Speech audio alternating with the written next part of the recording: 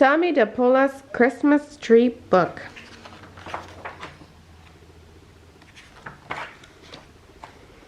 Hey Mom and Dad, how did Christmas trees get started? Yeah, who invented the first one? Well, no one's exactly sure who invented the first one, but decorated trees and branches at Christmas have been around for a long time. In the Middle Ages, December 24th was called Adam and Eve's Day. On that day, a play was put on in front of the churches. Evergreen branches with apples on them were part of that play. They represented the tree of paradise. I guess people liked the bright green branches because when the medieval plays were no longer performed, people brought evergreens and even small fir trees into their homes. Especially in Germany. They put not only apples on the trees, but also paper roses and flat wafers. The apples represented Adam and Eve, the roses, the Virgin Mary, and the wafers, the Christ child. These trees were called Christbäume. Dad and I just read that in Germany they had other Christmas things too. One was called a pyramid. It was made out of wood and was decorated with branches and candles. The other was called a light stock, and it was a flat triangle-shaped rack just for candles.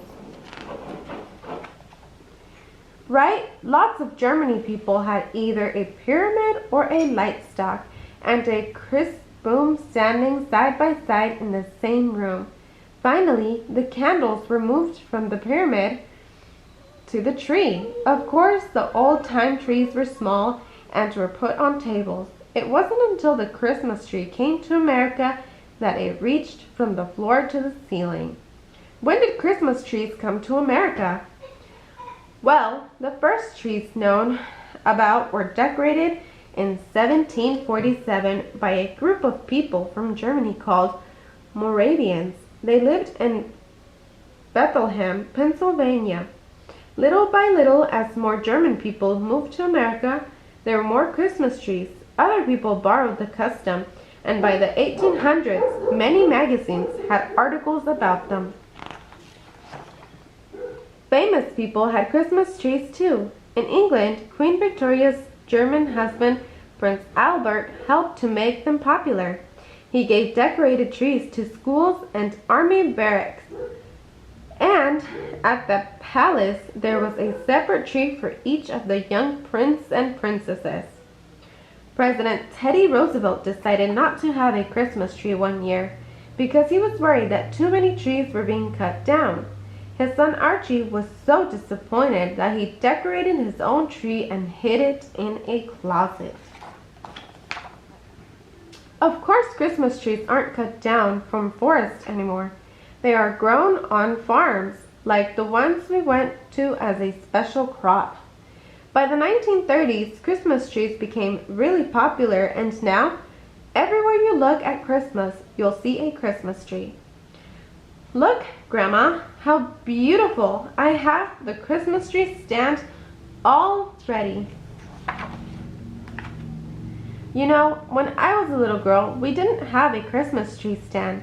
Even though they were being made, they were very expensive. So my father used to nail wood to the bottom of the tree. Once we used all of my mother's flirterions to hold the tree up. But the trees always got very dry. So one Christmas, we filled a wash tub with coal, put the tree in the middle of it, and added water. I remember we had to pile bricks on top of the coal so the tree wouldn't fall over. My mother's rich Aunt Clara had a Christmas tree stand, so that was a music box. As the music played, the tree went around. Okay, let's test the lights. Did you know that the first light on Christmas trees were real candles? There's a nice legend that a man named Martin Luther was out walking one Christmas Eve, and he saw a fir tree on a hill. It was surrounded by stars. It looked so beautiful that he decided to surprise his family with a special Christmas tree. So he put candles on the branches and lit them. The tree looked as though it was filled with stars. Grandma, did you ever have a tree with real candles on it? Yes, indeed. Real candles were so pretty, but they could only be lit for a short time because they were also very dangerous. The first electric lights were used in 1882. They were on a tree at the home of Edward Johnson. He was a friend of Thomas Edison, the man who invented the light bulb.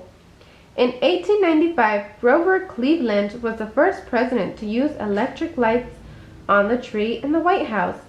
Each bulb had to be wired separately on the tree. Strings of lights weren't invented until 1907. Now there are all kinds of Christmas tree lights. Little ones, the glittery like stars, lights that blink on and off, lights that bubble, and even lights that look just like candles. How come you put the lights on first, Dad? Because it's easier to move them around before the ornaments get put on. And here are all the ornaments. Mom, our teacher, told us that once people had to make all their own ornaments. They wrapped mutts in pretty paper, used ribbons, cookies, and all kinds of stuff. We make some of our own ornaments. Yes, and we even have some old ornaments that belong to your great-grandparents.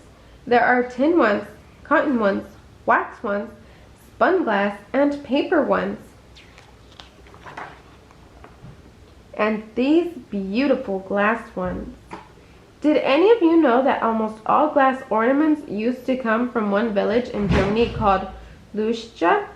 They were all made by hand. American businessmen, included Mr. Woolworth, began importing them, and by 1930, 95% of all glass ornaments hanging on American Christmas trees came from this village.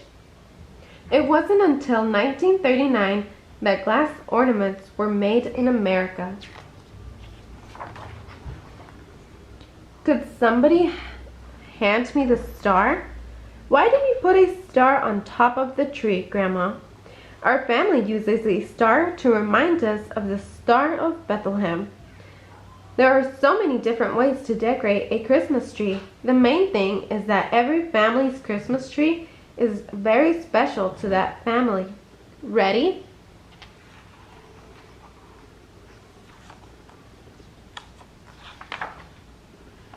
The end.